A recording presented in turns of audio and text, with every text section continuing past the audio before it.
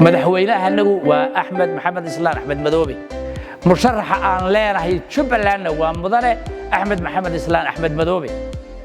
وحنا كل متيسته وحقبت كي سكان بالشدة الصوماليين بودهان في جارهان جبلان أحمد ومنتي ومستحيل تشابه مرحبا نقول لي ما هي مسألة ومركز تصونه مركي حاج مرقتنا كان مرنك سيجينو ميلو عن استاجو ماري قاليو وحتاهي مسؤول دابا دورشي والله كلام محله كلام لما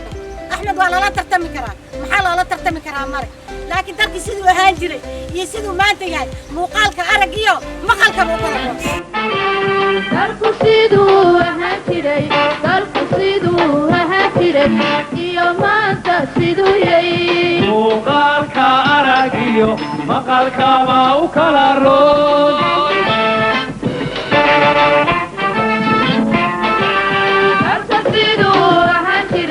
dalku siduu ahaan jiray iyo maanta siduu yahay muuqaalka aragiyo maqalkaba u kala roon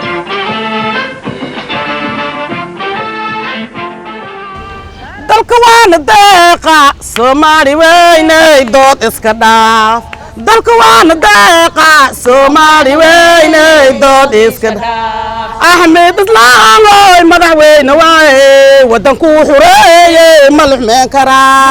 wadanku xureeyay malxmeen kara dalka waana deeqa Soomaali weynay dood iska dhaaf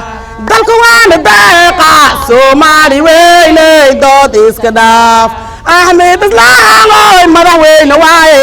wadanku xureeyay malxmeen kara wadanku xureeyay maxamed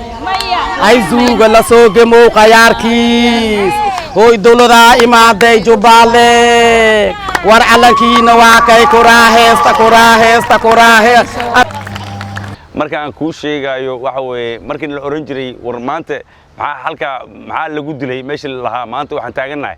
xabada dhacday yaa riday warni baa qorigiisa baroweysanay inaan raano aan u dul tagno waa aragnay maanta aniga ilmeygu waxay aadaan nabad waxay ku aadaan iskuulka nabad bay kaga soo laabtaan maanta islaanteedu waxay aadaan suuqa waxay kaga soo laabataan nabad hooyooyinka la mid gabdhaha Soomaalida la mid bariidhowda waxa soo baxay qolo moobilada hal maalin baan la fadhiisanaa amniga wixii waa istaageen waa la joojiyay waxaan rabnaa marka maanta dalada aan haysano iyo aan ku dhex jirno Jubbaland waxaan rabnaa marka maanta waxaan u taaganahay oo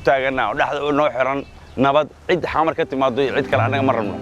Jubbaland ha israacdo way israacday ha israacdo